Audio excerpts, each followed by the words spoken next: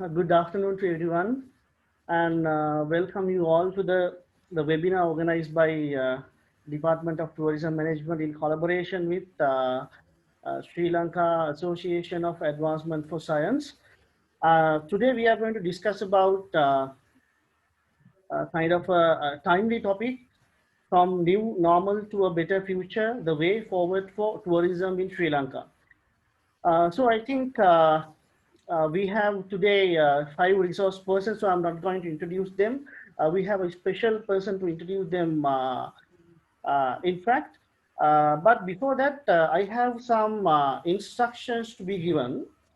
Uh, in order to have a quality discussion, I'm requesting all the participants to mute your microphones as well as stop your video, and it will help us to have a good conversation without any barriers. And if you have any question, you can put them into the chat toolbox. And around 4, 5, we are going to open the session for the audience.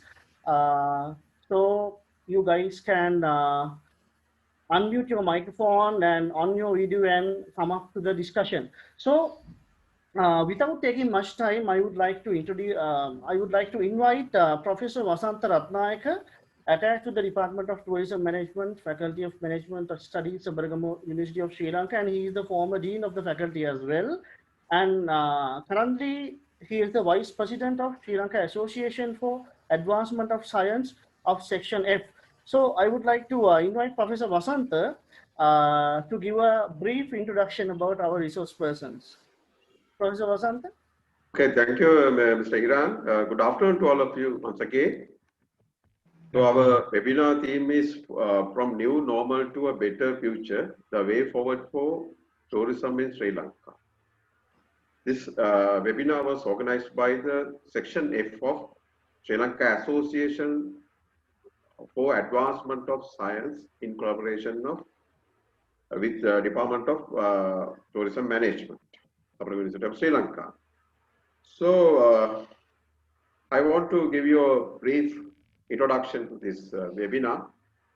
So we know about, as you know, the tourism is one of the sectors affected by the COVID-19 pandemic situation, impacting our economies, livelihoods, government services and opportunities in all continents. So it's a large value, affect all parts of the chain. Export earnings from the tourism industry are expected to fall from US dollar 910 billion to US dollars 1.2 trillion by 2021. So this will have a far-reaching impact and could reduce global GDP from 1.5% to 2.8%. The tourism industry supports 1 in 10 jobs and provides livelihood for millions more in developing economies. In some small island developing countries, the tourism industry contributes about 80% of exports and represent important segments of the national economies of both developed and developing countries. Then according to data released by Sri Lanka Tourism Development Authority, tourist arrivals in Sri Lanka fell by 75%.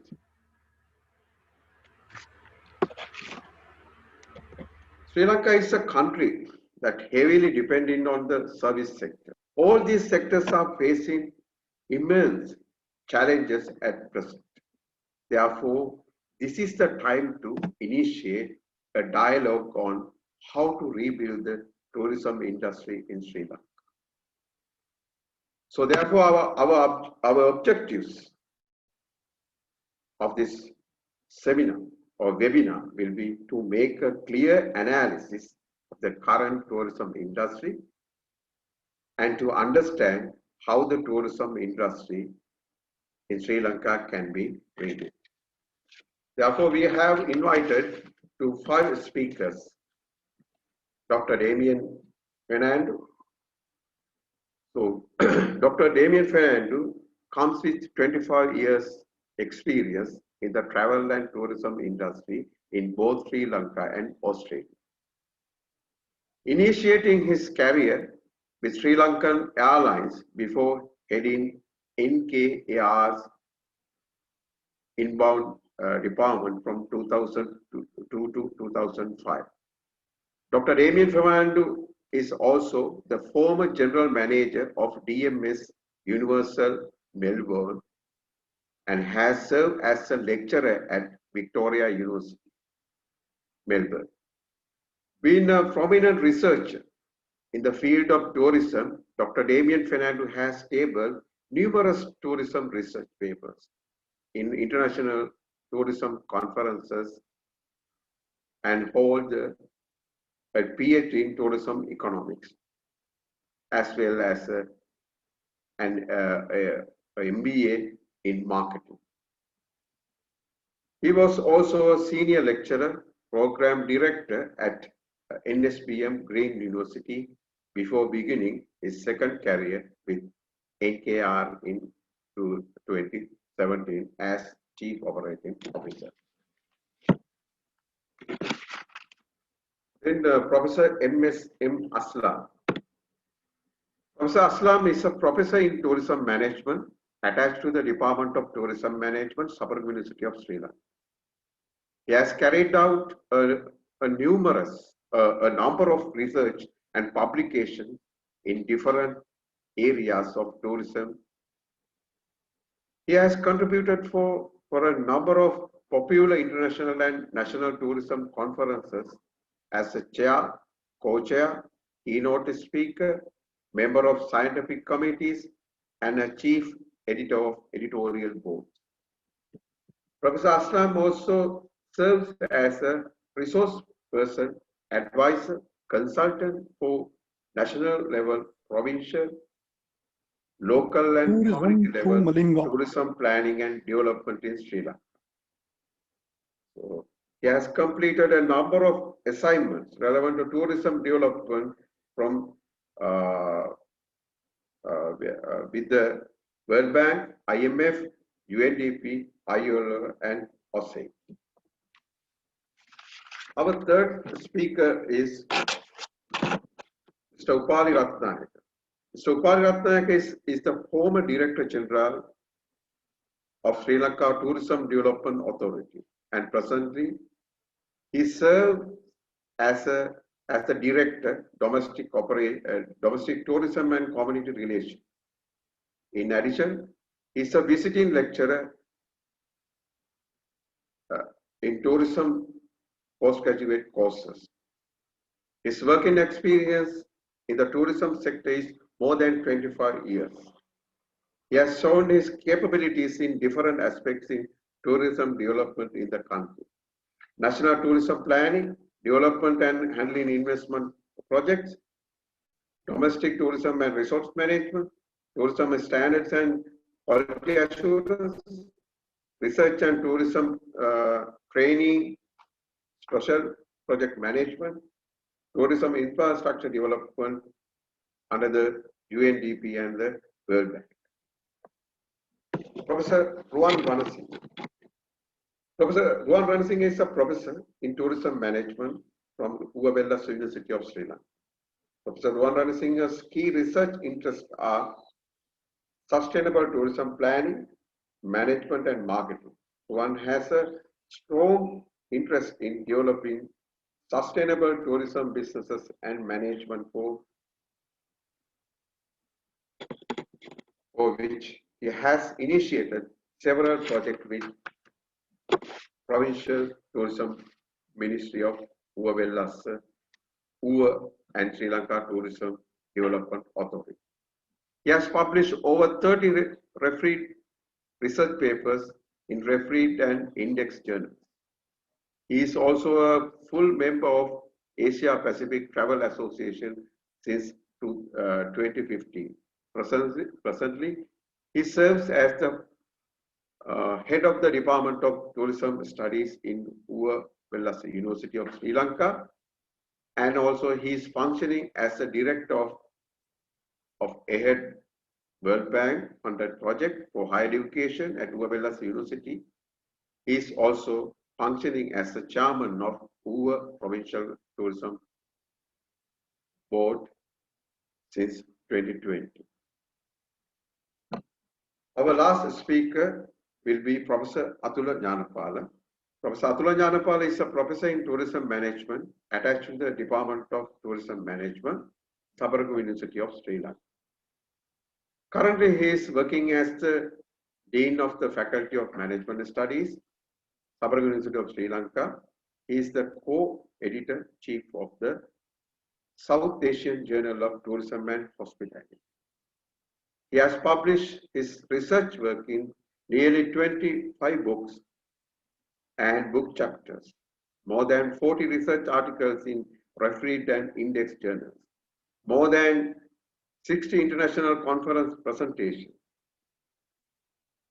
He disseminates his expertise as a reviewer of nationally and internationally recognized academic journals, tourism consultants, editorial members, and scientific committee members for international symposium. So, Mr. Hiran, you can continue. Thank you very much, Professor Vasanta. So without taking much time, I would like to move to Dr. Damien for the discussion. Dr. Damien, we all know that the tourism is all about movement of people.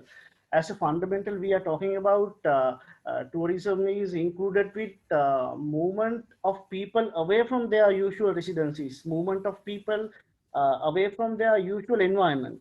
But what happened with the COVID-19 pandemic was like the movement was restricted. So maybe that would be the reason. That would be the reason why the tourism industry is hardly hit by the COVID-19 pandemic by making so many vulnerabilities in the global context, even not only for the Sri Lanka tourism but also for the global context. So.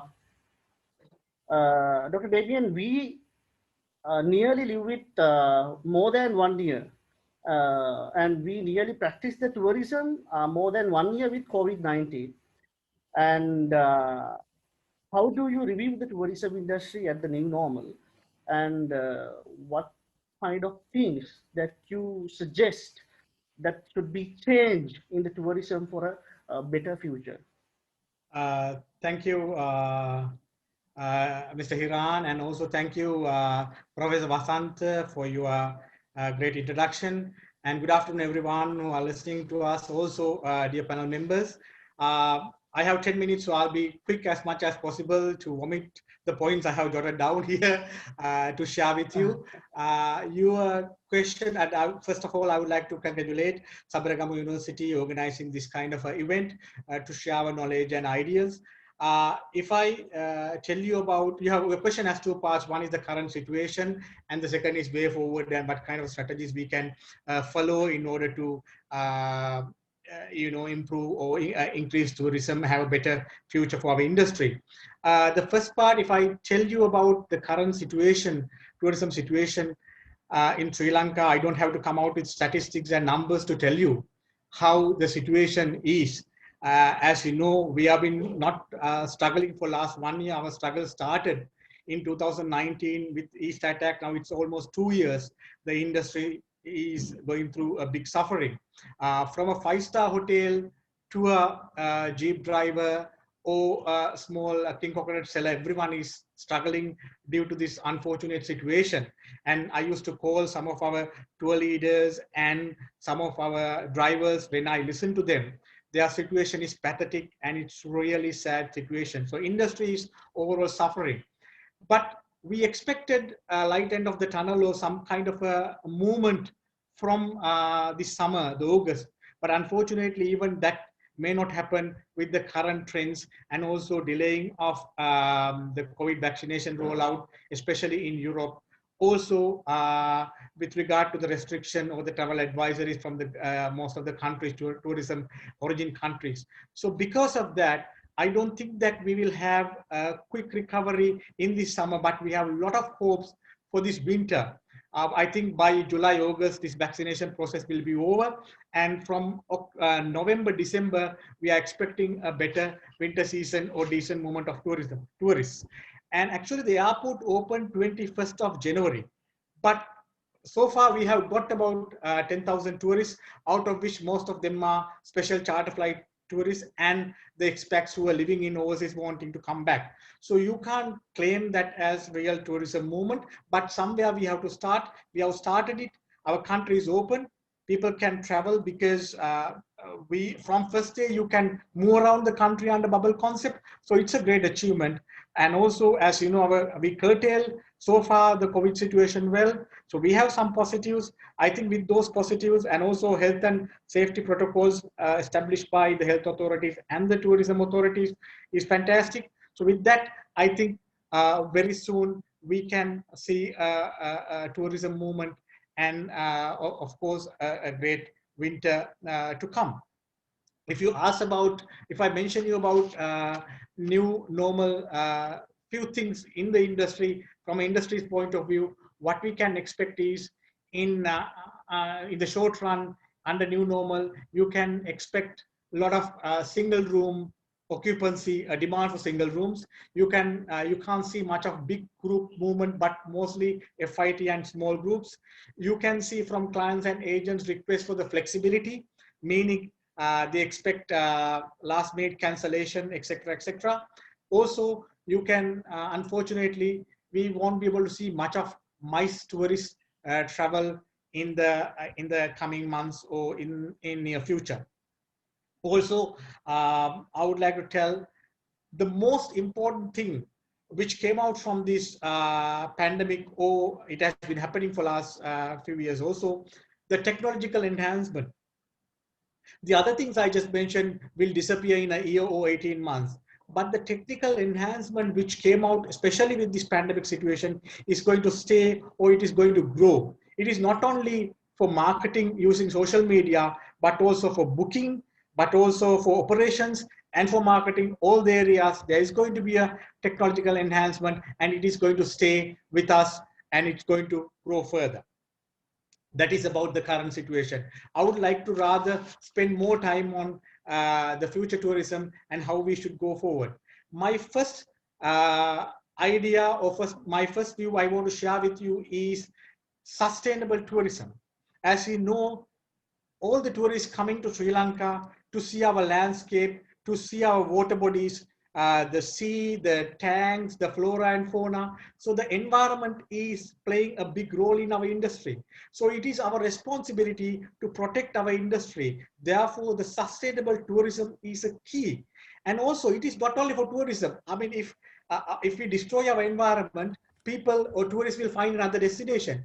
But for our future generation, we have to protect our environment. So when it comes to tourism development and planning, the key thing I'm looking at is develop this tourism in a sustainable way. The number two main point is, when it comes to tourism planning, we have to understand our limitation. We are an island nation with 65,000 square kilometer capacity. So I have heard people are talking about attracting 10 million tourists, 15 million tourists. We should understand our capacity. So we should know our limitations, how many tourists we can accommodate in this country, especially keeping our environment for the future generations. Therefore, what I believe is we need to have a good tourism mix. But unfortunately, what has happened today, we are focusing, or if you take our tourism pie, our biggest tourism pie is the lower end tourists, mainly operated by informal sector. So 50% of tourists who are coming to Sri Lanka stay in 2-star or lower category hotels. Whereas if we think about our top end is only about 3% or 4%. We should change that. I mean, we can't do that overnight. We can't, tell that from tomorrow, okay, we want high-end tourists. No, what we should do is we have to plan ourselves slowly, to attract more high-end tourists, whereas we could get high yield, not only the heads, not only numbers, but the real return from tourism. That's where we should head in the long run. To do that, not only we need luxury properties, but also we have to have improved human resources, infrastructure, technology, all that we needed. And it's not overnight thing. We have to plan in order to attract high-end tourists, because we want high yield, not just heads and numbers. The next point I want to share with you, the Chinese tourism in Sri Lanka. It is a very unfortunate thing. China is a fantastic market with 160 million tourists going out. But unfortunately, we are holding the stick from a wrong end. As a result, instead of getting a return, if you look at, I mean, Chinese produce us about 250 to 270,000 tourists. But if you look at the real return, it is very, very minimum. The simple reason is, this has already happened to most of the Asian countries, including Thailand. China expect as tour operators for us to operate tours for zero profit or minus. What they expect us to do is to do business. Business is not our thing. We are tour operators. If we don't agree, they go to someone else, or what they do is Chinese person start a business with a local silent partner, and they collect all the money back in China, and they operate the associated Chinese invested hotel in Sri Lanka. Or what they do is they squeeze our 4-star and 5-star hotel and get around $50–55 rate. And they, once they come down, they don't use our local national guide. Instead of use a Chinese who live in Sri Lanka as interpreters. And also they take them to shopping for Chinese shops. They take for food for the Chinese restaurant. End of the day, the country is not benefiting out of that. I'm not telling that we don't want Chinese tourism. I'm telling we have not attracted the correct Chinese tourists into this country. There's a huge potential. We have to think about this when we develop our policies. The next important point I want to tell you is with regard to this online tour operators versus DMCs. As DMCs, of course, online tour operators have taken our business to an extent. We used to have everything, but they have taken about 20–25% of our business. That's fine. Technology is improving. There should be a competition, but that competition should be fair. But if I tell you the difference between OTAs like Booking.com, Agoda, Expedia against the local DMCs, I want to tell you, local DMCs recruit local people. We DMCs in Sri Lanka has recruited or employed 89,000 people in Sri Lanka, whereas OTAs only employ only one employee in Sri Lanka. Whereas end of the year, we pay business taxes to the government out of our profit, where the OTAs never pay any taxes to the government. We pay whatever the percentage of VAT introduced by the government, whereas OTAs never pay any VAT to the government. We pay TDL as DMCs, whereas OTAs never pay anything like that. We add value. We give jobs to the local guides. We give jobs to the local drivers, whereas OTAs, people who book from OTAs come to Sri Lanka and book a Uber. That money again go back to their countries. When people are working with DMCs, that money, the full foreign money, come to Sri Lankan banks. Whereas if you book with OTAs, that money goes to a foreign country and keeping good 20%, the rest of the money will come here later. So it's a correct time for the industry to look at that area as well. I'm actually just passing 10 minutes. I'll be very quick. Give me another 1 minute to cover a couple of important points. The other one is we can see the Asia is emerging. The economic power is shifting from Europe to Asia. So it's a correct time for us to focus on Asia. Population is there, high income earners are there, economic power is there. So it's a correct time for us to market in Asia, but not as our traditional marketing, whereas showing the Kotturoti man or the PETA shops or the lady who's plucking tea, all that is there in the Asian market. So we have to have a different approach. We have to position Sri Lanka as a post destination, whereas we have to show our beautiful supermarkets and shopping malls, beautiful landscape, beautiful boutique hotels, and we have to get the high-end Asians into Sri Lanka following different marketing approach. Finally, what I want to tell you is with this new port city, once these legality issues are finished, we are going to get a big opportunity to position Sri Lanka in a different way. As you know, people are going to Singapore not to do sightseeing, but for shopping. People are going to Dubai. People are going to Las Vegas. We can attract all those clients to Sri Lanka through this port city, especially without affecting our capacity, inland capacity. So these are the few things I want to share with you. Sorry, I took 1.5 minutes more from your time. Thank you very much for listening to me. Thank you very much, Dr. Damien. You know, your words are very valuable to us, and I have taken down the special point that you have mentioned. So we'll come to that at the end of the session.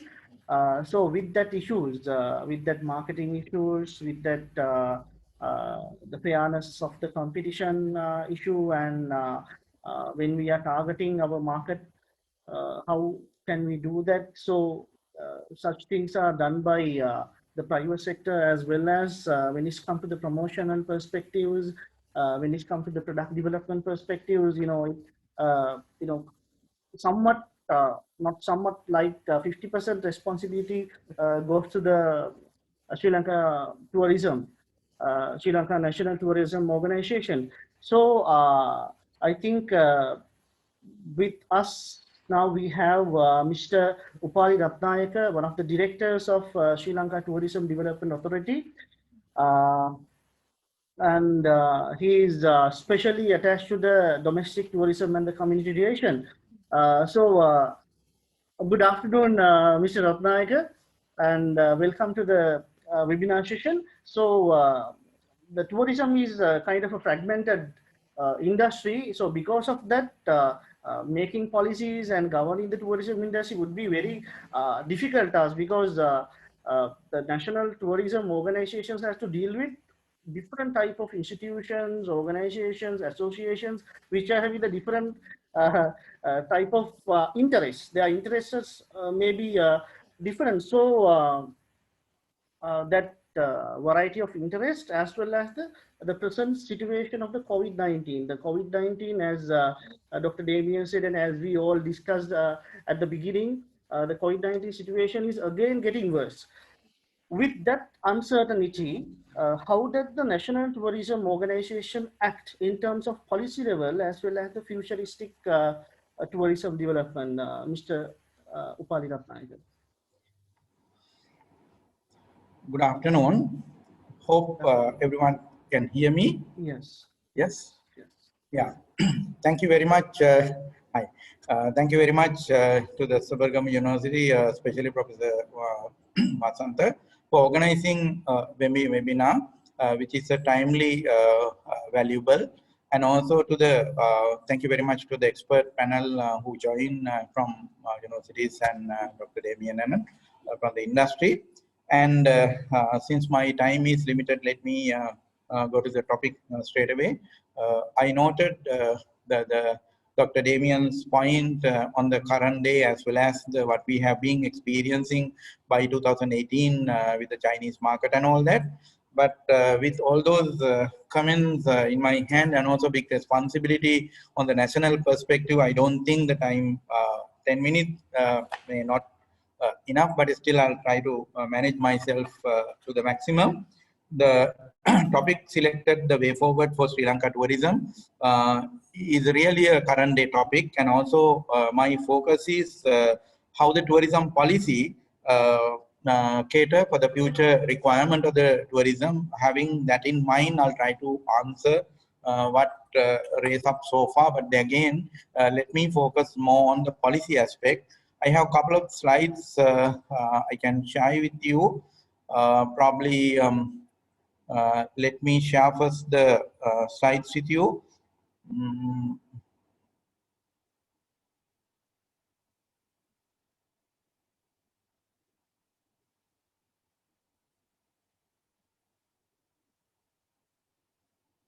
Hope you can see the slides. Hello? Yeah, we can see. You can see your side. We can see. Yeah, of course, this slide I may not take much of the time. This is what the organization set up when come to the government. Under the tourism ministry, there are 4 organizations which are taking the tourism development and tourism promotion, human resource development, and the convention aspect. And more importantly, what are the areas that they are covering, like product development, regulation aspect, and the coordination with the resource managing organization and the the international whatever the market communication, and also the domestic tourism particularly I'm looking at for the moment. And also for your knowledge, before the 2018, how the World Tourism Organization has projected, which was a promising future, though the situation is slightly different with the pandemic as well as the situation faced by all our market. But there again, our focus as well as the World Tourism Organization focus, the external factor which affect on tourism will come to a which is an external factor will come to a kind of a manageable level in a day in the future, so that we'll get back so that we will not lose the hope for the future of the tourism. And similarly, the world tourism is the 3rd largest foreign exchange earner, not only to Sri Lanka but also to global economy. That's the value. So when you look at Sri Lanka situation with this statistic, you may see that the same situation, or maybe ironical situation, that Sri Lanka, the highest foreign exchange 3rd place taken by tourism, which was to take up by 2020 to 2021. 2nd place, unfortunate situation, came up with the projection as you see on the screen and the future. But the slide drop, I have shown only the Easter Sunday attack, but pandemic situation changed the whole picture like this. And as we know that we came to 0 from March onward in 2020, and of course we have some ease situation for 2021 January with the the opening of the market. So likewise we are moving. So these are the facts. And like prior to all these 2019 and 2020, especially the 2020 unexpected, the pandemic situation, the policy, if I look at the government policy, is very clear, to develop tourism as a the destination in the global market, as one of the destination, which mean, not only simply marketing, but also the product development and product quality enhancement, and also the human resource and all that, how our home keep ready for our guests to come. So that's what the policy was, which was an open-in thing. We have been striving on it, and expansion and development is another area as per the policy, as Dr. Damien mentioned. So there are many other things need to be added beyond the conventional product. How we add more innovative product, and for example, nature product, activity-based product, and also some sort of a product which connected with the wellness, maybe the spiritual. So likewise, there are many development areas. In fact, we were thinking even the caravan site, camping sites in the country. So even cave tourism, we were thinking. Likewise, there are many new things we were planning or other thinking to introduce the future. That's what the policy opening we had in the past.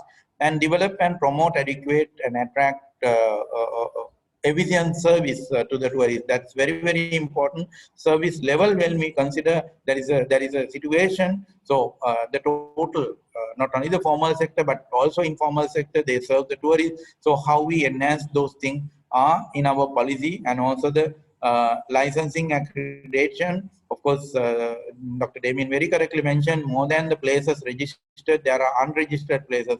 Of course, it's a chicken and egg story in tourism. And if we put everyone to comply with the standard and register, so there'll be a less SME sector can come into the picture. And of course, for them to grow and for them to capitalize, collect some capital and improve the product, there must be some sort of a room opening. But on the other hand, if the informal sector or rather the smaller people are doing much more in the country, so then the total picture is not what we see on the tourism. So likewise, there is a which is better is a question mark in front of us. But again, like we were having attempt to establishing enforcement units to bring the formal sector into the informal and giving some sort of awareness, giving some sort of a relaxation on say various things. We have been encouraging the private sector to come into the normal the picture. But of course, current situation, we can't pressurize much on it, though the policy give us a room, and encourage persons and the body for the private sector to participate in the promotion of the tourism. Especially this area, not much focus, but again, what national organization is doing the destination promotion, whereas the product promotion need to couple with the destination promotion. So that's what the policy direction is.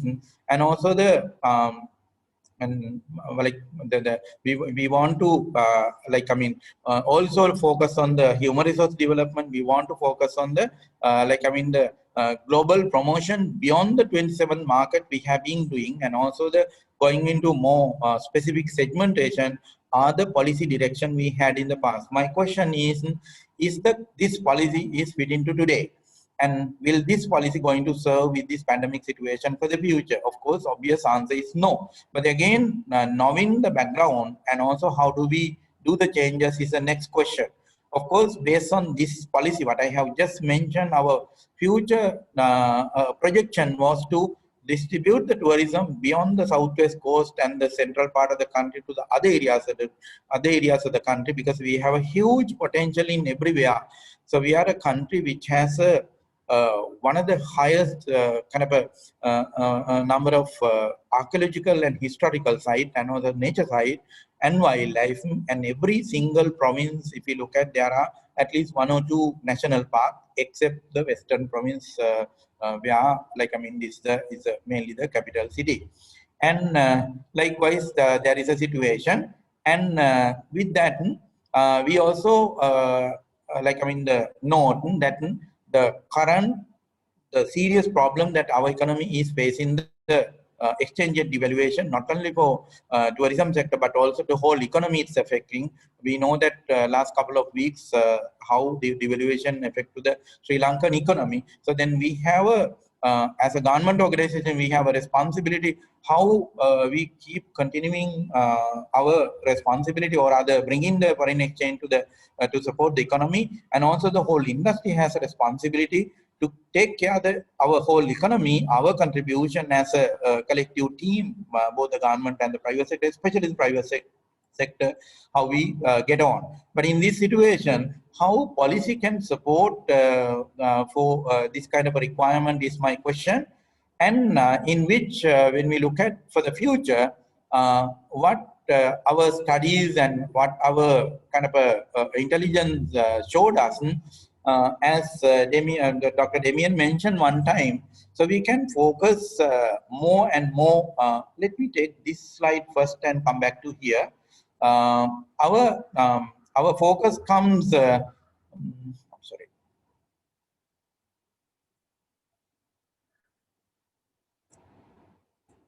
Let me take this slide and come back to the slide I just passed. Short term, what we are seeing in the country is the domestic tourism and domestic event to promote for the survival of the industry, unless otherwise more than the future promotion, more than the policy direction promotion, or other kind of developing the country, current main requirement in our tourism industry is survival. And except the investors or other service providers who can resilient at this moment, so they are facing a severe situation in which the domestic tourism give some sort of a confidence or other kind, some sort of a consolation to them. And the long term health has to be a top priority, and in our product development, and also the whatever the services that we have understood, and also the nature based and greenness, the greenness standard respected, some sort of facilities including accommodation, whether it's a hotel or a resort or villa development we are focusing. And also the individual and smaller group promotion would be one of the solution in the future going to be. So complying with these two factors, or other nature-based and also the green standard, those things, we have taken initiative to develop theme accommodation, which of course not the conventional hotel what we look at, but something developed in a thematically. For example, the Ulpata is kind of a place for over years we could not recognize from the formal sector because it's a theme. And most of you must be knowing that the Ulpata. Sorry if you do not know, my bringing that example, which is a Sri Lanka, the product in Sri Lanka over 10 years is operating in Galgamua, and also the product like camping. And camping also going into detail, like, I mean, it's normally we know the camping is a temporary camping, but the semi-permanent and also the permanent camping are some product as per the policy direction we are thinking in the future. Then the wellness particular attention or other kind of particular kind of more and more attention and more focus is given, and also the rural tourism in another area. Coupling all these things, there can be different names we are giving, but these are the things we normally think of short-term and long-term focus. And let me go to the slide I just skipped before. And the overall direction, so we look at develop green standard based whatever the accommodation for future, and also the kind of a investment on high-end restaurant, theme park, this kind of a thing. So those are new areas, and also the a new market, as well as comply with current day situation and increase experience-based tourism and activities and recreational kind of a base. This thing we go to focus more in the future. And also the developing wellness, again I'm repeating, developing wellness and the silver market and the spiritual tourism have a high attention, because this has the low kind of a number of group, and also like it has a doubled income. For example, wellness, someone will use the leisure product plus the wellness component, so that you will have a better output or rather better return. And also the wellness market, the market we are tapping is not the kind of a real yield product segment with the real yield in the wellness, but we go to have it. And silver market, again, like, I mean, which we know, but again, it has a loyalty when we look at in a market, but our market is, to some extent, we depend on silver market, but again, we go to half on more in the future. And then spiritual tourism, very, very low, but again, we go to focus in the future. And adventure, ecotourism are other things where the nature and also the nature experience and nature associated interaction. For those things, there are kind of a marketing names given, but again, as Dr. Damien mentioned, so let the people to come and see our trees, see our plants, and see our animals, see our nature system, and also the ecosystem, and also go to the pristine, untouched natural environment, and also have a situation where they don't disturb it. And also the taking a lesser number, not like many people taking to the Yala. So likewise, there should be new initiative, and also the entertainment and also the shopping is one more area. Of course, mentioned about the port city development and the shopping requirement. And even prior, if you remember about 20 years before, we were famous for as a shopping destination when we had the shopping in Colombo. But unfortunately, we lose that with the country situation at that time.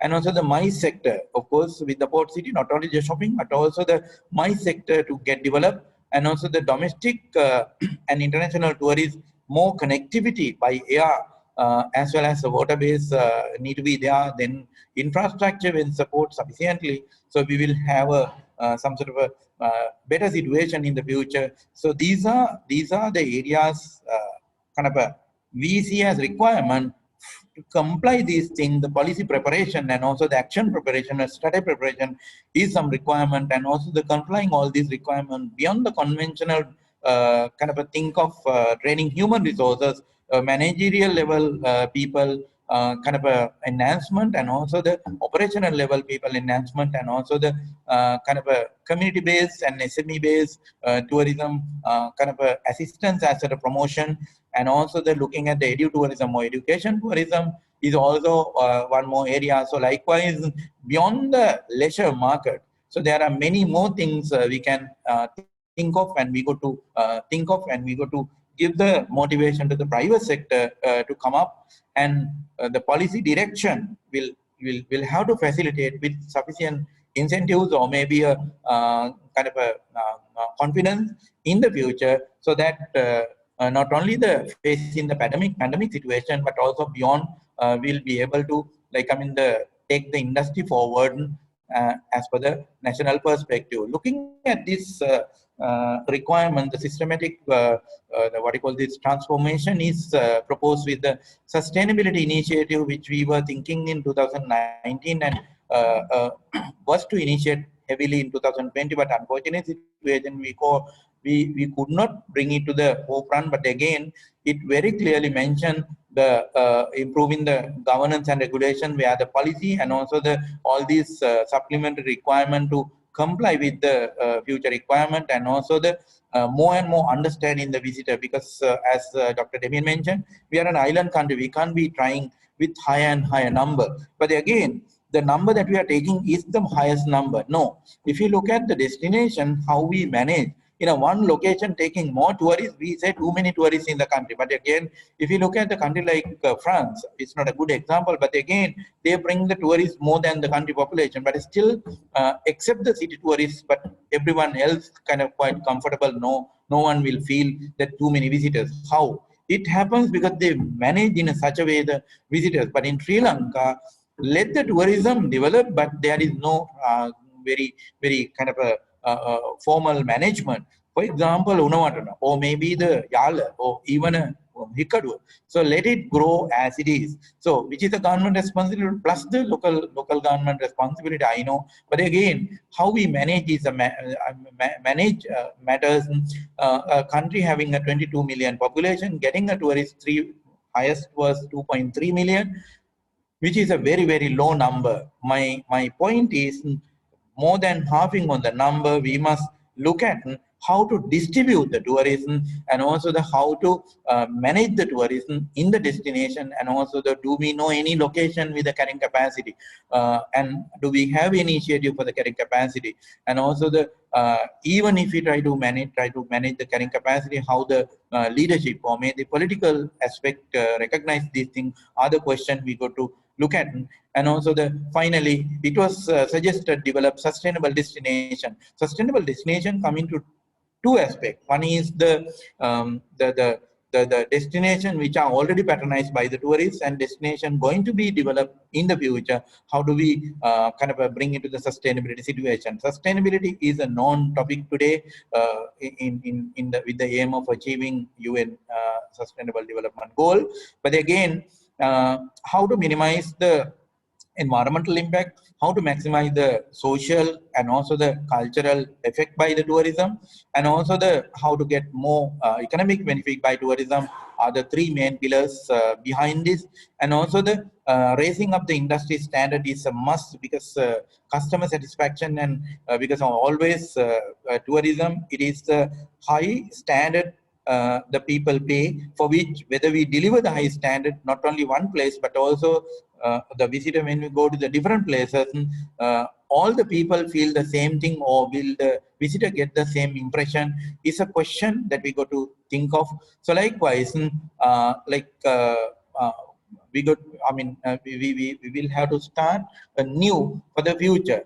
For this initiative, actually what we have done also important. So we have initiated working with the UNWTO as well as the UNDP in introducing the sustainability concept into the tourism.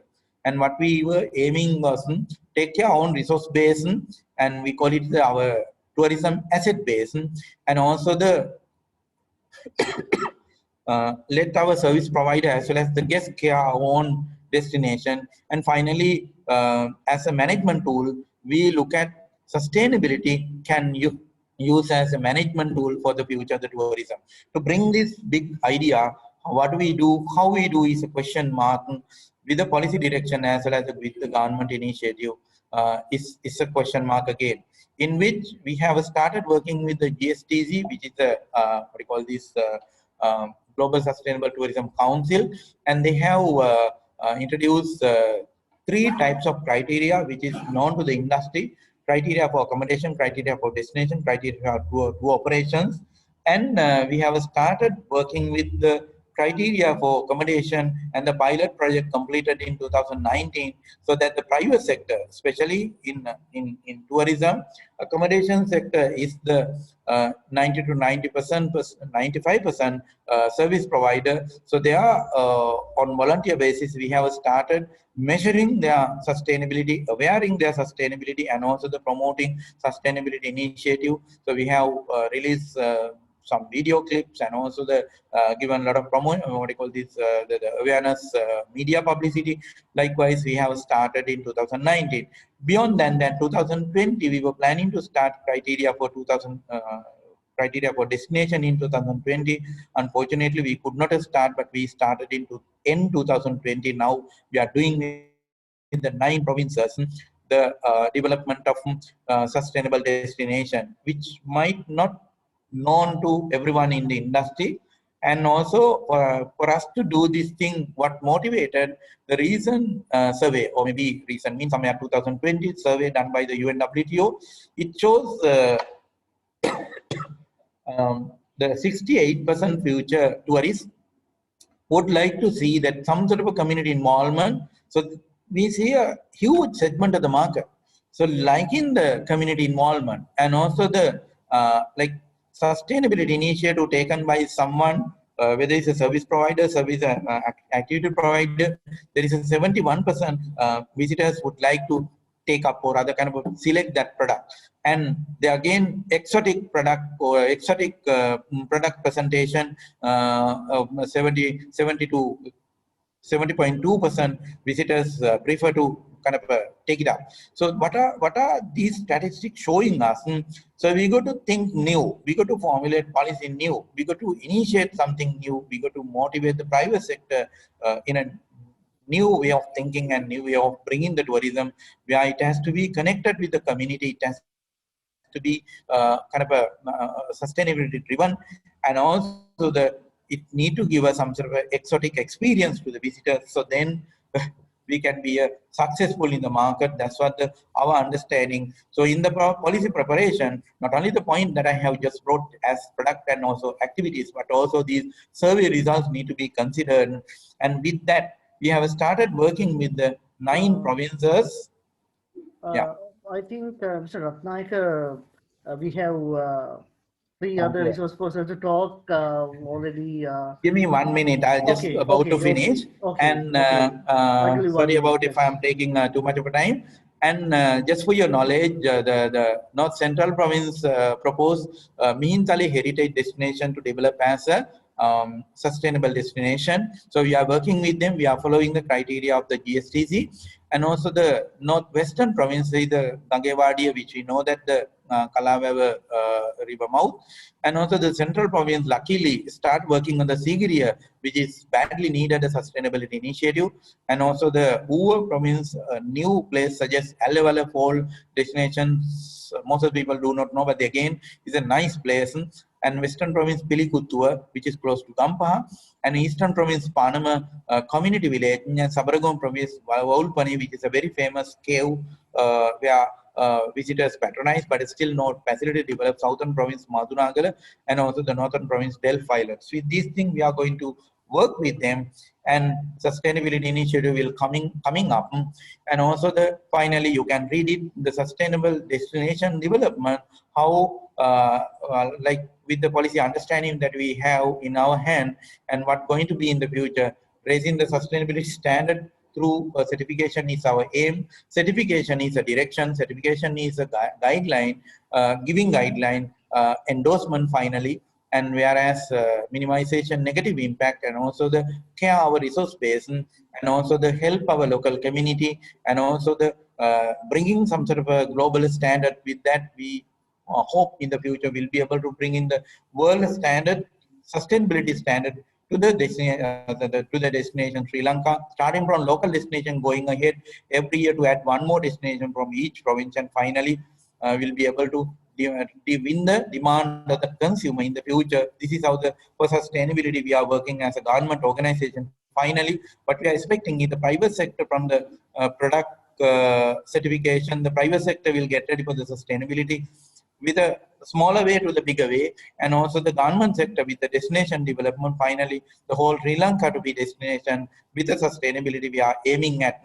So we are not perfect. So we are also learning, but we are working in the private sector. So this is our direction.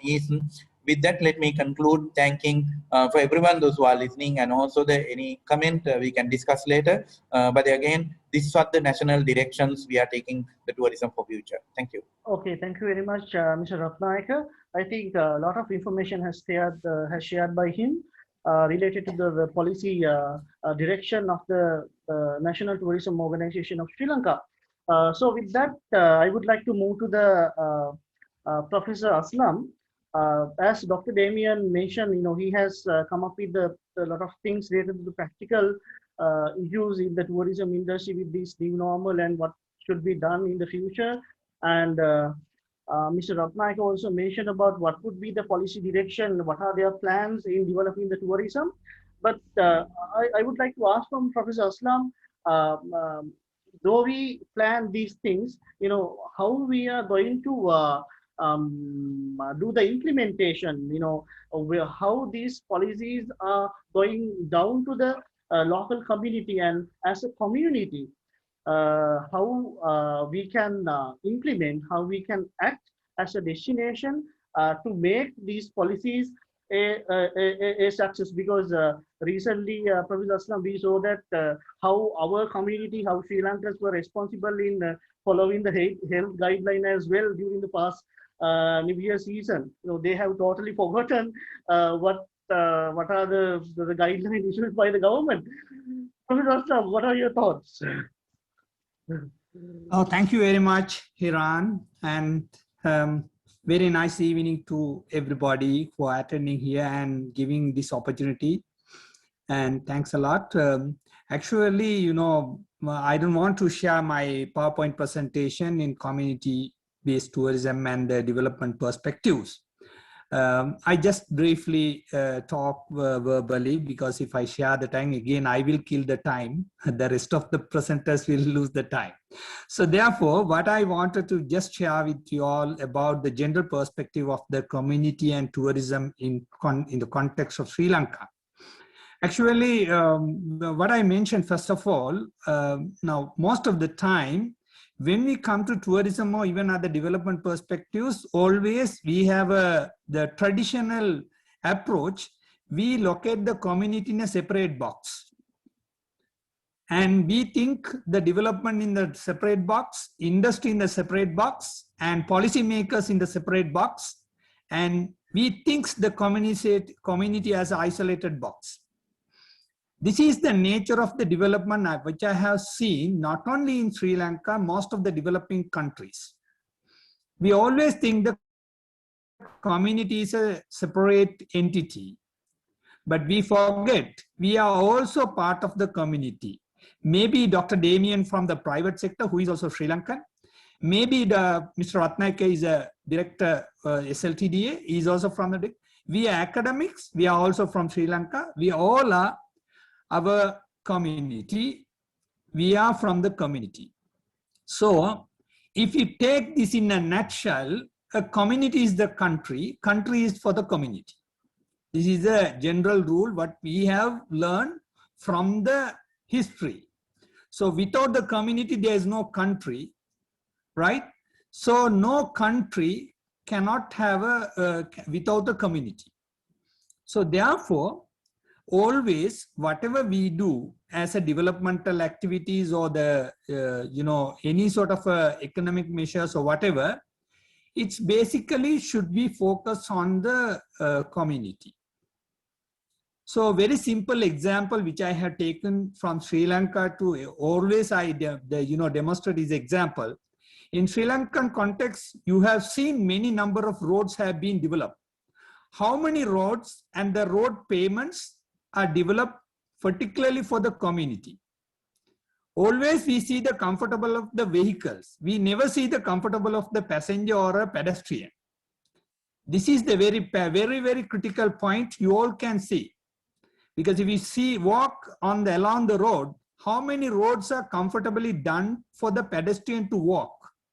And the pavement you can see, how many pavements supportive for the blinds to walk? How many pavements supportive for the children to walk and, push bicycle to move? We have completely forgotten this aspect, but we are thinking and we are almost working and we get the salary and we are brought up through the public money, but end of the day, we have forgotten the public. This is a general picture of Sri Lanka, not only in Sri Lanka, even many other developing countries. So where we have to have the heart or in the major focus, the community should be the first. So it doesn't mean the community centered 100% the community to do everything. There's no need. So therefore, if you take in any country, in basic economic theory, everybody knows there are only two sectors, community and the industry. Because the community sector is a household sector and the other sector is the industrial sector in economy. These are the two major sectors in any country. So the community household share the manpower and the resources with the industrial sector. In return, industrial sector pay the wages and the rent or anything for the community. And similarly, they share the goods and services. So, but here you can see now what is the importance of the community. So this is what we have to think twice. Whenever we develop the country or whenever develop the industries, the major pillar, major ingredient or a seed plant to be planted, that is the community.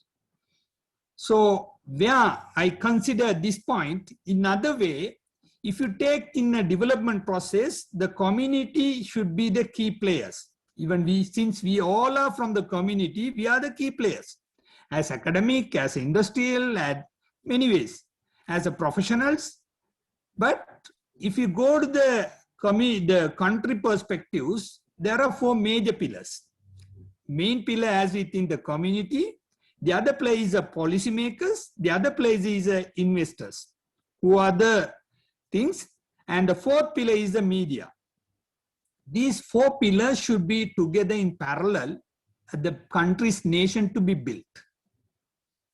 The investors, policymakers, community, and the media. These four are playing a biggest role or a major role or a centered role in a nation building. So therefore, what we need in the country, this is the right time, as the Dr. Damian and Mr. Ratnak mentioned, for us to reset the button. Where to state? Because I don't want to think in sustainability or anything in newly, because the country, we were living in Sri Lanka. Sri Lanka was a sustainable country many centuries back. Our ancestors developed the sustainable country. Although we took the word sustainability or the theory from the sustainable from the Western context, but in practically our ancestors and our great kings have shown how the sustainability could be practiced in practical in the real world. Although today the whole world discuss and have bigger dialogues on sustainability, you or myself can never see the sustainability in the world in real. It's only in a dream level. So, but in the country where we live, you can see if you go to Anuradhapura, if you go to Jaffna, even if you go to South, wherever our ancestors were living, you could have seen the Northeast, the sustainability, right? Rather than they were going for the physical construction or the development, they were developing peace and prosperity in all the areas. So therefore, this is a very good thing for us to start with this COVID situation to take way forward where we were in the ancient era. So tourism can be your bed tea or can be your third or a second, dessert or snacks.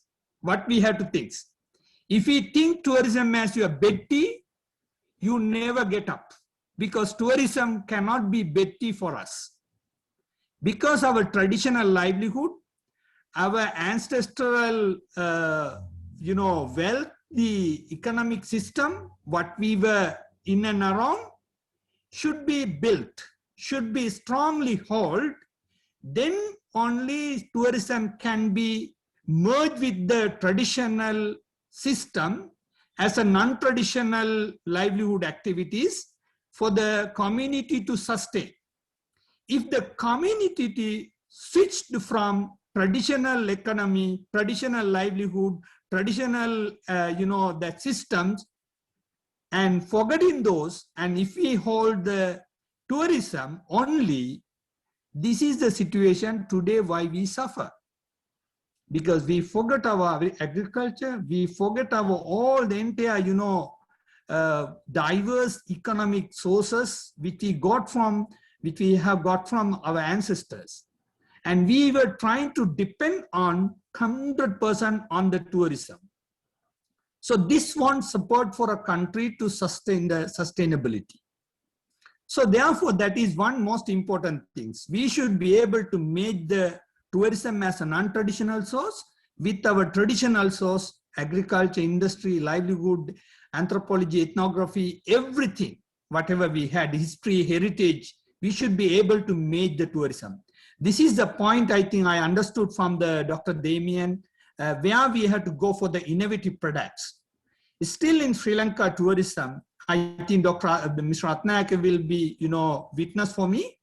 We have so many, type of the hotels and these things and all, but how many innovative tourism product, branded tourism product, segmented tourism product we have offered to the world? This is a very big question. So we have plentiful resources, but out of these resources, if you see the number of products being innovated and marketed to the world, that is very minimum. So this is a very important point. We have to see what are the resources, what we have available, and how are we going to use the sustainably. Why emphasize here, all these resources are, who are the owners? Our community is the owners, wherever they live. So they have a diverse energy and they diverse resources, cultural resources, natural resources, heritage, so many social capitals. Everything should be sustainably capitalized. The sustainable capitalization would be the one of the major important when you look at the community. So we frame our community as a rural community, community under poverty line, community under deprived community. Actually, are they? According to me, they are the richest community because they have a social capital, they have environmental capital, they have a heritage capital, they have historical capital, they have ethnographic capital, they have anthropology capital, so many capitals in their hands. But only thing, our mechanism does not allowing them to capitalize them sustainably. The moment we direct them, guide them, and we empower them to capitalize sustainably those resources, that their community won't never face the poverty, that their community will be deprived, marginalized. They will be the wealthy community. These resources may not be available in the other part of the people, other part of the world. But as a Sri Lankan, we all knows these are in and around us. These are within us. So therefore, what we need in this recovery phase and the post-COVID situation, first of all, as whole, I never think as we are separately, as a university, as a SLTDA, as a private sector. We have to think inclusively. That is the most important things. The community and the business sector and the policymakers and the media, we have to think inclusively about the nation building. And if we understand all the resources which were under the community, we should be able to work with the community to capitalize those resources sustainably. And we will be able to come up with the number of innovative, sustainable, highly demanded, highly demanded product which were demand from the whole over the world. One simple example, today people are, struggling for the peace. I don't see any other country than Sri Lanka to offer the peace, which is a country from the history you can see. Our kings did not build the huge palaces, but they were building the tanks. They were building the Dagabas. Why? They want to have the peace. They want to have the prosperity in the country, not the luxury life. If the kings had the capacity to build such a large tanks and such a large Dagabas, why didn't they have the capacity to build their palaces? So they want to establish the peace and prosperity in this country. Even today, what the community expects, the peace. So therefore, the world expects the peace. So if we, locate our country at the right place, the whole world will be benefited from Sri Lanka. So that is the role of global citizen as we are from Sri Lanka to offer to the world. So I think we all can think about tourism in three major perspectives. The one is the adventure, the other one is the culture, other one is the economy. So ACE. So adventure, culture, ecotourism could be combined, and we will be having a multifaceted, innovative tourism product for the world. So I think this would serve our country and what we want. Today we may be struggling to recover or to restart the tourism, but this is the right time for us to plan and restart the tourism at the right point to enlighten our community and envisage our future. Thank you very much. Thank you very much, Professor Aslam. I think that is very important. What Dr. Damien said, what Dr. Apnayaka said, then now it's been connected with the community, how we really practice the things. So with that, I would like to move towards Professor Ruan Ranasinghe from Uwelasa University. So Professor Ruan, we know that a lot of things being discussed so far related to industry, related to policy making, and how the policies would be practiced to the community and all. And we know that the academia, or the university, or any other academic institutions are the point, we say, points of knowledge, right? They generate the knowledge. And however, the real practice can be seen in the industry, but the knowledge will be developed and polished by the academia. Once one of the CEO in the tourism industry told me with me that Hiran, there would be a gap between the industry and the academia, but we have to do the minimize that particular gap so that we would be go to the industry and practice. In that point, Professor Ruan, how should be the academia collaborate with the tourism industry? That is your expertise area, what you do in the Uwelasa University, very practical. You have proven that. How should the academia collaborate with the tourism industry to make this, to overcome this situation and to have a hope with a better future? Yes, Hiran, can you all hear me? Yes, clear. Right. Very clear. So let me thank, first of all, Professor Apnayaka for inviting me to share some of the thoughts in this important webinar. And I think Hiran at the beginning mentioned that, we are all, different stakeholders in this whole industry. And we all have different interests. So this is what Hiran highlighted at the very beginning.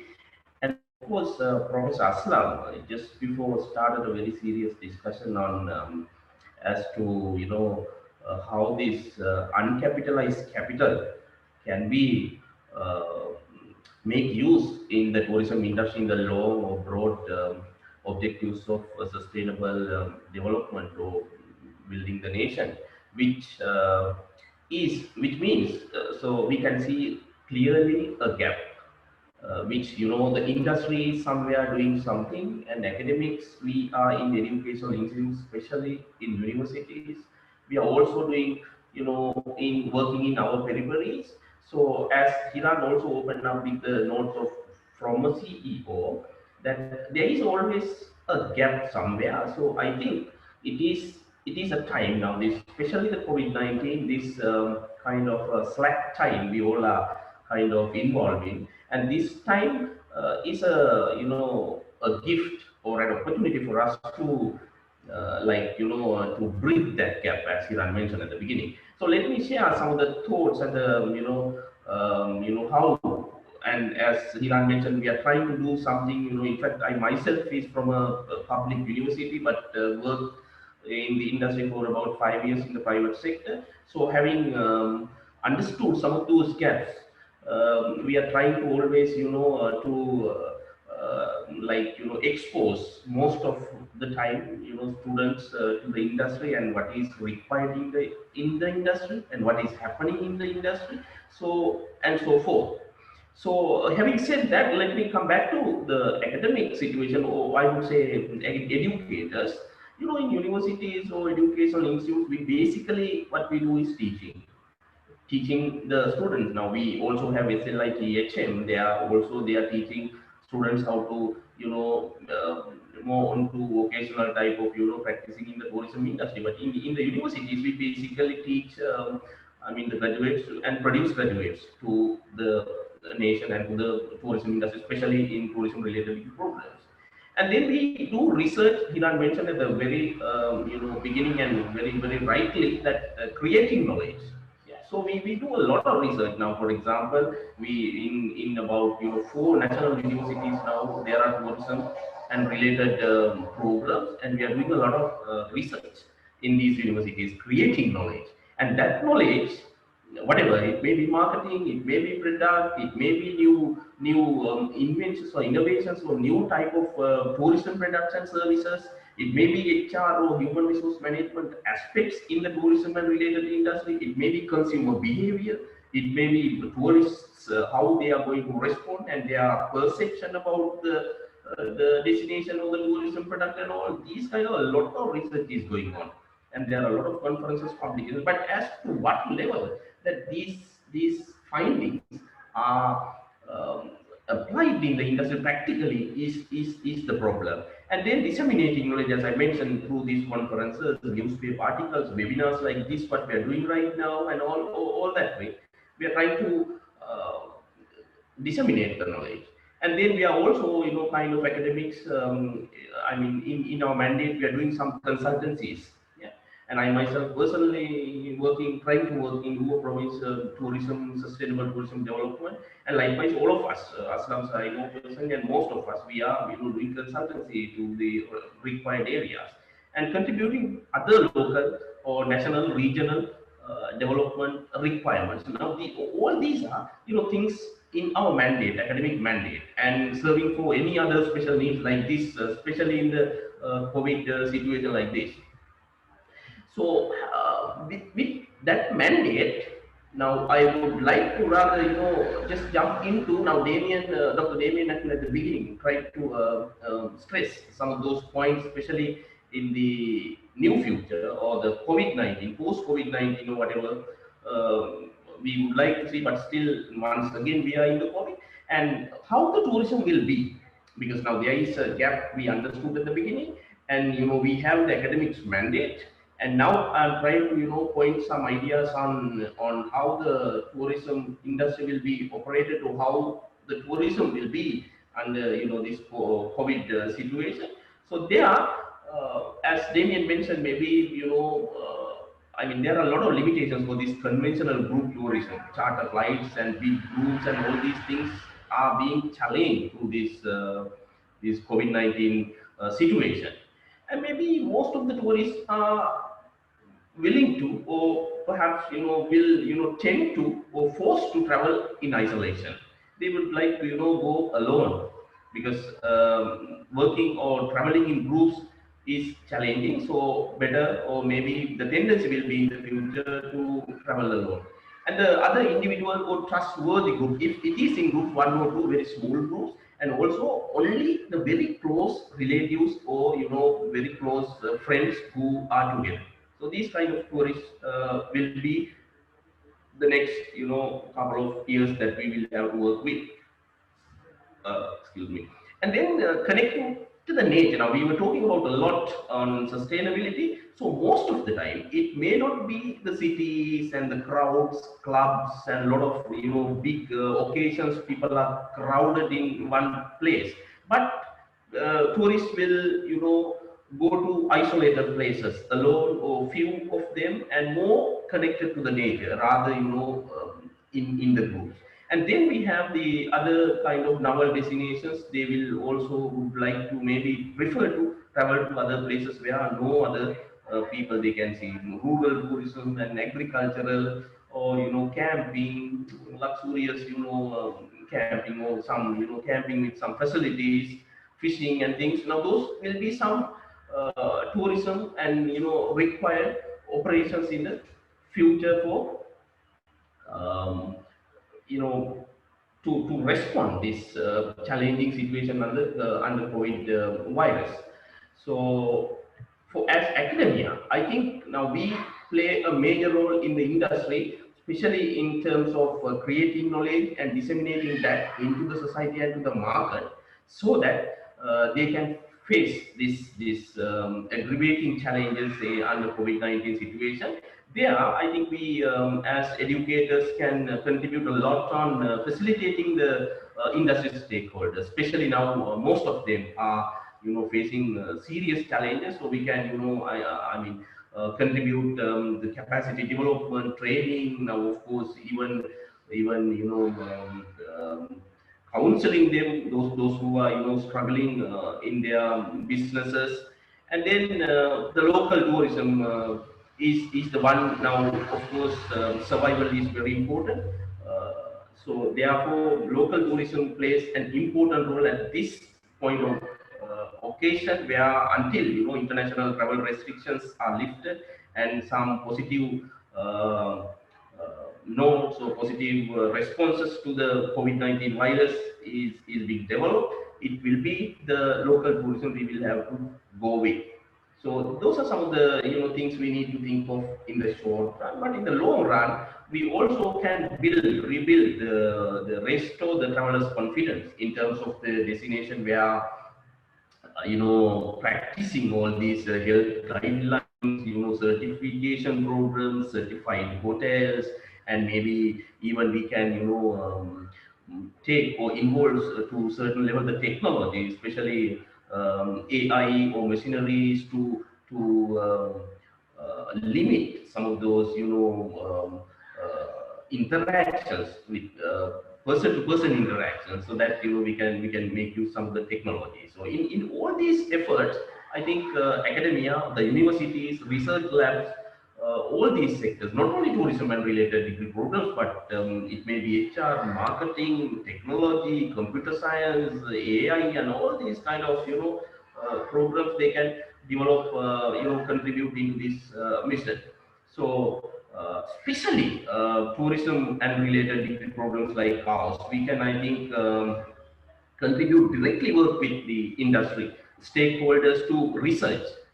At the moment, there is a lot of new knowledge requirement in the market. Whereas, for example, now we saw this Sinhala Hindu New Year, how people behave now. I heard from Akala to Noor earlier, just few kilometers, but 2.5 hours traffic jam, and we also the photographs of important places how it was. Yeah.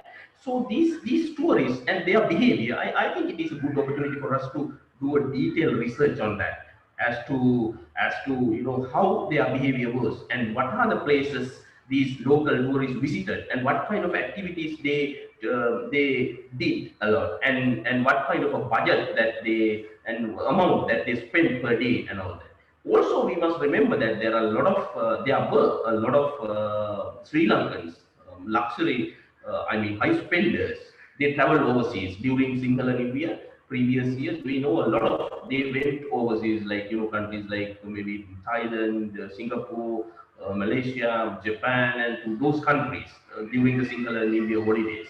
So these people, these tourists or visitors were here in this country this time, and what kind of places they visited and where they stayed and how much they spent and all these research thing. I think this on this local market. I think that's a good thing that we can work with the industry right now. Especially this information will be very important for next couple of years for us to survive with the local market. As I mentioned at the beginning, the local tourist behavior and the activities they prefer, and also the budgets and the per day expenditure and the travel companions and the duration that they stay and all these kind of things. So there is a lot that we can do, especially as universities and academic institutes with the industry to do on this research. And on top of that, we can do a lot more on collaborating in both the industry and academic platforms. Whereas we all have, of course, as I mentioned at the beginning, our mandate it is to teach, and the industry, of course, they need to function and do their business. But together we can do a lot to develop the capacity. Now we were talking about this capacity management, capacity development and all that, especially we are talking about this sustainable development and bringing the tourism into the less developed areas, bringing up the less developed or less income earned populations or communities into this tourism market. Therefore, I think as academia, we can do a lot to develop the capacity. And then new regulations. There is a lot of discussion at the moment going on about the Present Tourism Act and some reforms to the act. So this policy requirement, I personally am, as I mentioned at the beginning, trying to work with this Hubei province tourism, and we are facing a lot of hurdles because of this regulatory framework. I think this chance, this particular time moment is a chance for us to kind of make this informal sector. We know a lot of tourism and related operations, except very few, in a large scale, are informal. So we can make this time to make them formal and absorb into the formal operation as well. And also the some national statistics and surveys. Now, for example, in Hubei province, I face this challenge again. We don't have statistics. For example, we are talking about Alla, Haputala, Bandarwila, but we don't have any statistics about tourist arrivals, what kind of all these details we don't have. So that we can work with the industry once again, with the students and with the academia to make that databases so that we can. I mean, the world is working on big data today, so we are still trying to collect some statistics. So that is another thing that we can collaborate with the industry to make this information gap, to do a better tourism in the future. Also the guidelines. Now, for example, there are in Sri Lankan context, we have some guidelines. For example, 5-star hotels, 4-star hotels, and likewise and boutique hotels.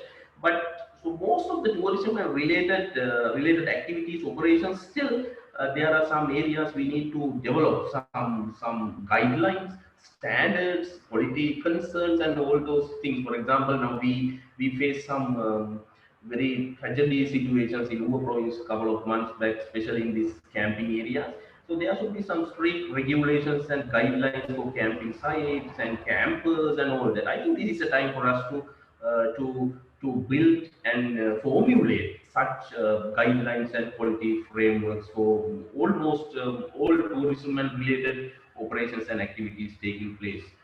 And also branding. Now, marketing, I think Dr. Damien discussed at the beginning, but branding and image building is another time, because we are still, whatever, we don't know next couple of weeks what it will be. But at the moment, we are still in the top list of curbing this COVID-19, pandemic in local condition. We are managing very well. So I think with that, this health system and also the communication, the discipline and all that, with all these, I think we can think of a new kind of image building and branding campaign for Sri Lanka, especially in the long run, to work in the international tourism market. And finally, the technology, I discussed or mentioned at the beginning a point on this. I think technology and the virtual tourism experiences universities. We have, top universities working on ICT, information technology, artificial intelligence. I think some virtual experiences and, that kind of a technology-based or technology-driven, low-touch or low-interactive tourism experiences will also be a concern and area where we can think of as academia. So coming back to my original point, that to do this now, as Hiran mentioned at the very beginning, we all have our own personal, or in the sense like very close or very related interests. For example, as an academic, maybe teaching or education and doing research, and in a business organization, maybe doing some good business and earning profits, and maybe in the SLTDA, coordinating all these things and producing a good quality framework and a background for a proper tourism business or operation in this country. Likewise, we all have our own agendas and mandates. But I think we all need to, now this is what my answer, what Hiran said actually, we need to move step ahead. Yeah? Not just confined into our own mandate, but we need to step several steps beyond that circle and collaborate with people, and that collaboration will only give a chance for us to have a better tourism. And of course, in this challenging situation, definitely that has been a must. Yeah, so that's some of those views, and of course it is open for discussion and debate in the next couple of minutes. Thank you once again, and that's it from me.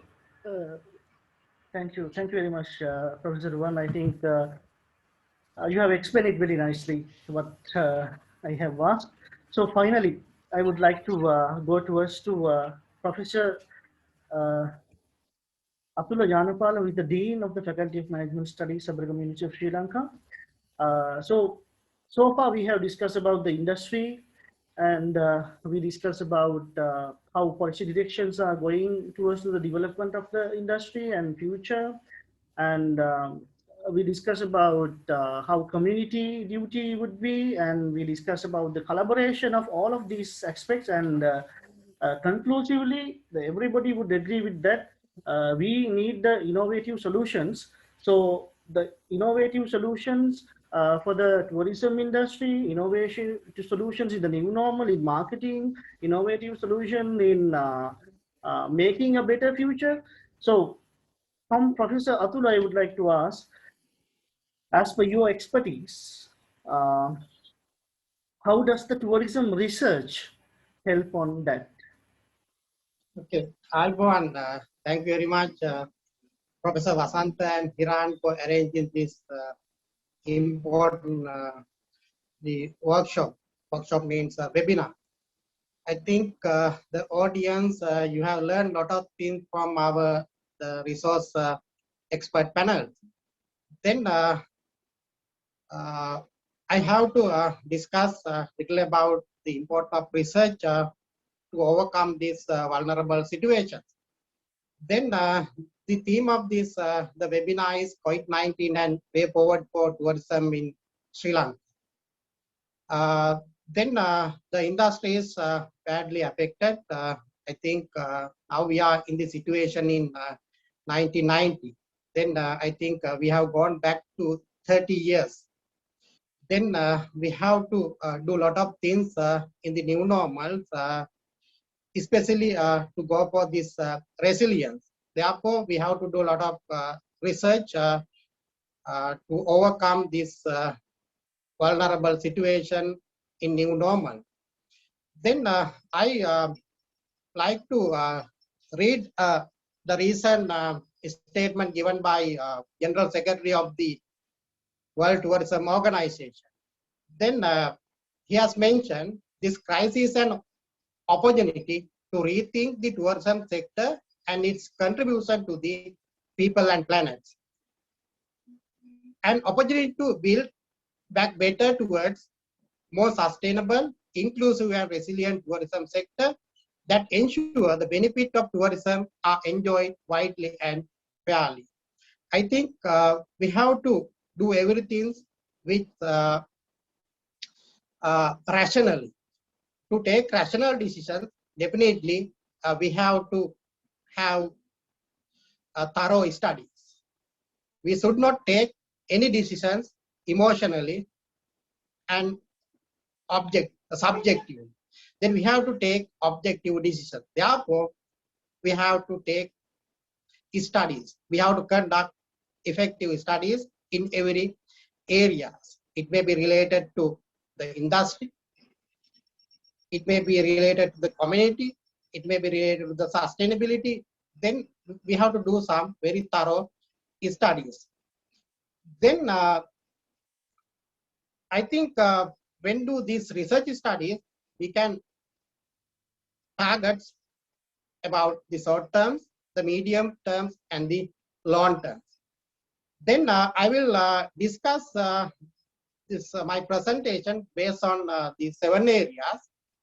The first one is the most important thing is to take every possible measures to mitigate the fast spreading of the virus. It means the third wave of the pandemic.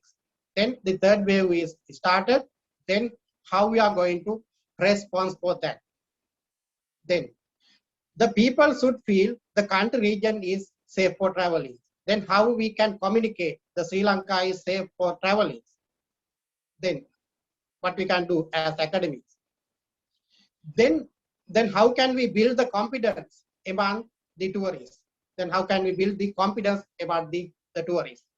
Then third one, even how can we motivate the domestic people to travel in the pandemic? Therefore, as an industry country, it is important to take more strategic and rational decisions. Need to analyze the country's regional and global environment for decision making.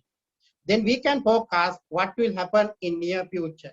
Then this more important. Then as academics, then we have to give directions. Then we have to analyze, as researchers, we have to analyze the past, present, and we have to forecast the future. Then we should not take emotional and irrational and subjective decisions. Unfortunately, it is happening. We are taking more emotional decisions. Some are irrational and some are more subjective. When decision making, there should be a good coordination and communication among the relevant stakeholders. Then as academics, then we have to provide the more rational the solutions. Then other one is the crisis management, and disaster management is more important. The crisis management is more important to face this pandemic effectively, and otherwise it will be more vulnerable. Then as academics, then we have to guide for the crisis management. Then academic we can guide, but as the authorities, they should be able to listen in to our findings. Then they should be able to give due respect for the findings. The second point is mitigate the negative socio-economic impact on livelihood, employment, industry, and the national economy. My third point is need to enhance the competitiveness and build resilience. Then as a destination, how we can build our competitiveness. Because some destinations, they are doing better than us. Then in even these pandemics, even these regions, then out of this region, including then the economic diversification with promotion of domestic and regional tourism where possible, and facilitation of conducive business environment for micro, small, and medium-sized enterprises. Then we have to have evidence-based research studies. My fourth point is adopt advanced, innovative, and digital transformation of tourism, including promotion of innovation and investment in digital skills. Then my fifth point is there should be a mechanism to help the affected business to remain in the industry. It is necessary to develop a social security system for the industry employees and investors should assist them when they are in critical situations. We know that the tourism is the tourism is highly sensitive industry.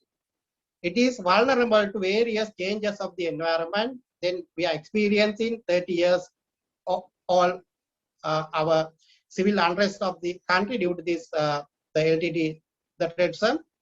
Then after that, in 2019, we faced this, the Easter Sunday attacks. Then again, March 2020, then again, we faced this pandemic. Then the industry is vulnerable. How we are going to look after the industry, especially employees, investors? Yes, then how we are going to look after? I believe then we have to have a, then we have to have a social security system. We can form a fund. Then we can collect at least $1 or $2 from each tourist visit this country. If 1 million visit, then maybe 20 million. If 20 million visit, then our fund, annual fund may be the 40 million. Then we have to have a system. Then the government, they collect the money from the industry and the tourists, but they will not invest for the development or the betterment of the industry and the employees. This is more the criticals. Then we have to think about. We have to think about that. Then research will support for that. Then the next one, my 6th point, then we have to think about the sustainability. The foster sustainability and green goals to sit toward a resilient, competitive, resource efficient and carbon neutral towards some sector. Then we have to have a research studies. Then my last point is we have to have a coordination and partnership to restart and transform sector towards achieving sustainable development goals. Even UNWTO, World Tourism Organization, now they have linked then the 17 sustainable goal with the each and every areas of tourism. Then ensuring tourism restart and recovery put people first and work together to ease and lift travel restriction in a responsible and coordination manner. Then we have to have some research studies. Then I think as academic institution, as academic, then we have to conduct some effective research studies, all these 7 areas. Then the concern is whether the governments, our National Tourism Organization, our politicians, are they willing to accept what we say, what we have found our research study. Then during the past, we have the negative experiences. We are doing some research studies. Then we will forward to the relevant parties, but they will forget and they will do what they wish and what they will do based on their emotion. Then sometimes their decisions. Then these are the pathetic situations. These are some health situation we have undergone. Then I think the research can play a vital role in new normals. Then as academic institution, then we have to conduct the research studies. Then we have to give viable solution. Then on the other hand, the relevant authorities, they should be humble enough to accept what we have found through our research studies. Hiran, Professor Vasantha, thank you very much for your valuable involvement to organize this valuable webinar. Thank you very much, you all. Thank you. Thank you very much, Professor Atula. Thank you very much, sir. And I think we were planned to wind up the session at like 4:30, but it's like 4:45. You know, it's general. You know, we have 5 resource person from different aspects, so they are talking a lot, so we can't stop. Even I can't stop, you know, because even at the last point, the last point is very important when they are concluding their session. So that's why I was letting people to talk, but sometimes I had to remember the time is passing by. But I just want to maximally grab the knowledge of all the resource person who came today. I think I don't know whether we have a time for a discussion discussion to be open. 20 minutes, 20 minutes. Instead of that, Mr. Iran, 20 minutes. sorry. Sorry, Professor. 20 minutes we can allocate. Actually, we will not able to allocate 20 minutes because I think, sir, we have programmed our session to be wind up in 4:30. Now it's like 4:50. Shall we go another round for a 1 minute for all resource person and wind up the session? I think Hiran, I feel like we should also give at least 10 minutes for the audience to raise whatever the concerns they have. Yes. Okay, shall we give 10 minutes? Is that so? Okay. If you all agree, I would like to go to the audience. So for the audience, if you have any questions, because the resource persons giving me the permission to spend much time from them, so this chance goes to the audience to ask questions. The forum is open for the discussion. Thank you very much for all of you for your kind. Can I make a short intervention? Yeah, sure. From what a scientific seminar or workshop should be. I've been very active, some of you would know, within SLAs and of course internationally in academia. This has been largely a teaching exercise, which has, so therefore, the tourism industry is not only trapped within COVID-19, it is also trapped within a lack of imagination. Let me, because I don't want to spend time. The best opening up the imagination was by Professor Muhammad, in my opinion. But he went outside the sort of the box of, the current type of discussions, right? And he opened it up because the community is a large place. And we have to question, how did other countries, say, I know of Cambodia very well, because my wife was in charge of the big events, women's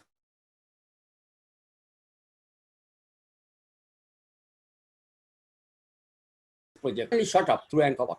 Similarly, at Borobudur in Indonesia, we have not used cultural tourism. Please don't consider me as sort of a country local. I have been to say well over 70 countries and also had initially studied tourism and made presentations in different places.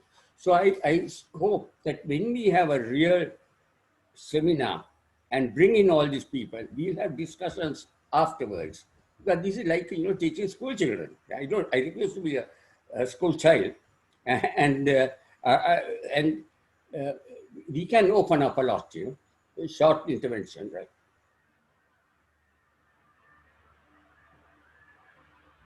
Sorry, I'm finished, You can start your other guests. Yes. It is a professional dialogue, so therefore it's not just. No. Don't talk this. I think I have the highest admission index in Sri Lanka on cultural studies. That's why I picked you up, right? It's not a professional thing. You went out of the profession and you talked about, I would like you to talk on Ibn Battuta, right? And people like that. So this is, Yeah. Seminar, I really, I love your approach. So this is, of course, we should have a very open discussion. Good. Thank you very much for giving that thoughts. So even others also will give the chance, Hiran, because this is could be a good opportunity for others also to share the knowledge. Yeah. And I think I have received some question to the chat box as well. I'll repeat for the panel members. The question was sent by Mrs. Jayawardena. We see domestic travel would be the face of Sri Lanka tourism to recover from COVID-19 and to rebuild economics of tourism players up to some extent? What strategies Sri Lanka can use to promote domestic tourism than its organic increase? That is the question. How we can promote domestic tourism? I think that area was kind of touched by Professor Rana Singh as well, Professor Ruan as well, when it's come to the outbound tourism from Sri Lanka, so we could able to stop to the country during the COVID-19, so people used to travel within the country. Any idea about that? How we can promote the domestic tourism Yes, in Sri Lanka? I think now conventionally in Sri Lanka, when you say tourism, we were imagining, as Mr. Guruvardhan said actually, Susantha, we were thinking of overseas tourists, foreign tourists. We have never thought of local tourists. And during the off season, or just to survive during, when overseas tourists are not there, if there is a bomb blast or something, then only we get, we are thinking of local tourists. So Rutmi is asking very clearly, her question is, other than this organic increase, what are the strategies we need to do to promote local tourism? I think Mr. Ratnaik is also there. We have a separate division on domestic tourism in SLTDA.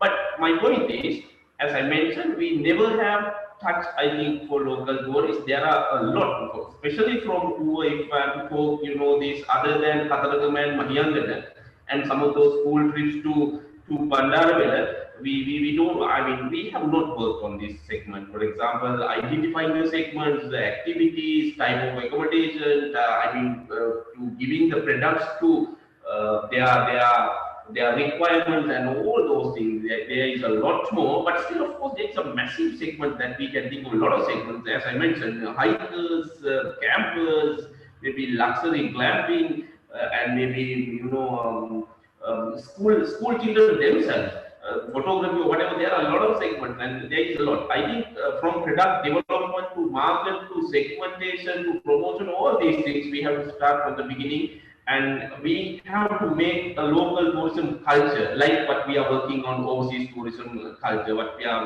imagining on overseas tourism. We need to imagine and bring that imagination to local tourism as well. And starting right now will be able to get some results from here or so. I think it is very high time we need to think of that one.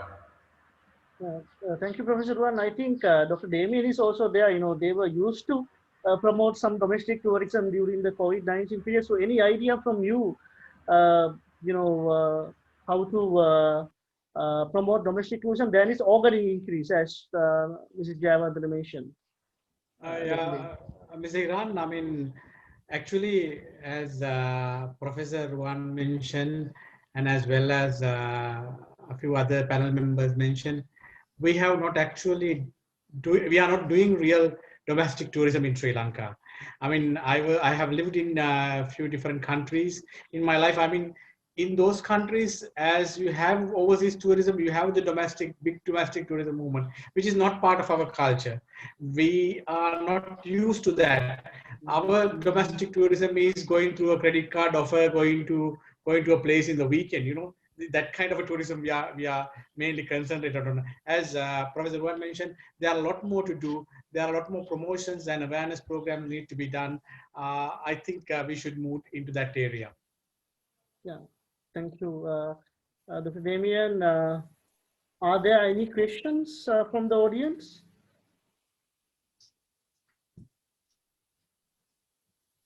And the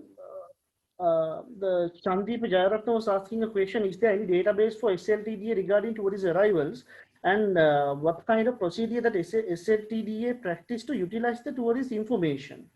I think if Mr. Ratnaik is there, he can answer for this question. I think. Yeah. I think Mr. Ratnaik is not available there at the seat.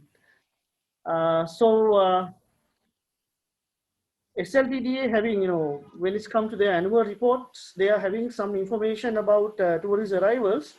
But what kind of procedure that SLTDA practice to utilize the tourist information would be the question here. I think Professor Aslam, any idea about that?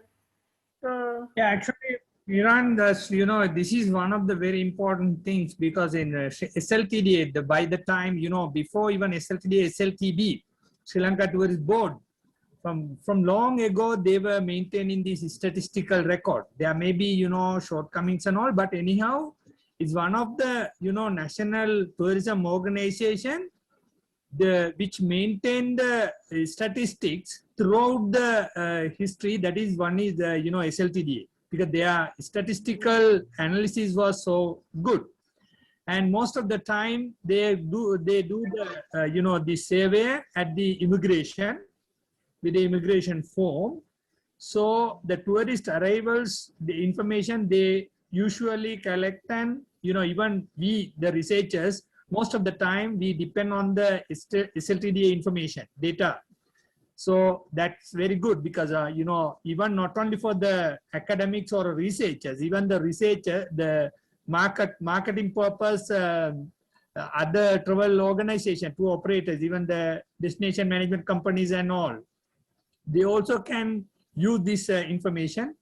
Even the hotel sector or, you know, but there are room for improvements in those areas. I think already, I think several times they also been discussing for the improvement of this recording and the database of the tourist. So that could be more, it can be improved. But while the, you know, having room for the improvements, but existing database also very useful for the industry, tourism and hospitality industry, as well as for the further research in this field. So that's very useful. I think SLTDA doing a good job in that perspectives. Yeah. So as the time passed by, I would like to move for a one chance from the audience. So if somebody can ask a question or any clarification, so I would like to give one chance before we wind up the discussion. It's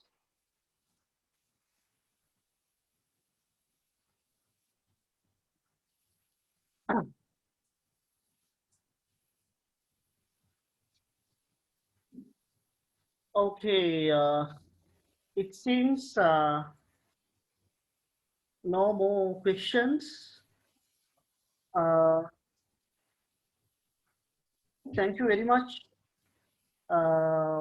for all the audience for participating for the session, and I would like to express my gratitude to all the panel members who participated here today. From NCAR Travels, representing the tourism industry, Dr. Damien, Chief Operating Officer of the organization, and Mr. Upali Ratnayake from National Tourism Organization from Sri Lanka Tourism Development Authority, and Professor Ruan Ranasinghe from Uva University, and professors, our professors, Professor Muhammad Maslam and Professor Atul Nyanapala, professors in tourism in Department of Tourism Management of Faculty of Management Studies, Sabaragamu University of Sri Lanka. So, and I would like to express my sincere thanks to the Professor Vasanta Ratnayake, who is the Vice President of Sri Lanka Association for Advancement of Science. And as he brings these suggestions to conduct a session with this much of a panel. So before wind up the session, I would like to remember the Dr. Sarath Munasinghe, who is the head of the Department of Tourism Management. I would like to thank him as well for allocating our professors from the Department of Tourism Management to achieve this task. So finally, I would I know that there are a lot of things to talk, but it's already 2 hours are gone. So I would like to thank you everyone, and I wish you all the very best, and I wish and we hope that the tourism in Sri Lanka would be a better one in future. But to do so, first of all, we should all have to be responsible, and we should all follow the health guidelines on and all. If it's so, only the Sri Lanka becoming a healthy country, first of all, to tourists to be welcome. So thank you very much, all of you, and have a pleasure evening. Ayubowan. Thank you too. Thank you so much. Ayubowan. Ayubowan.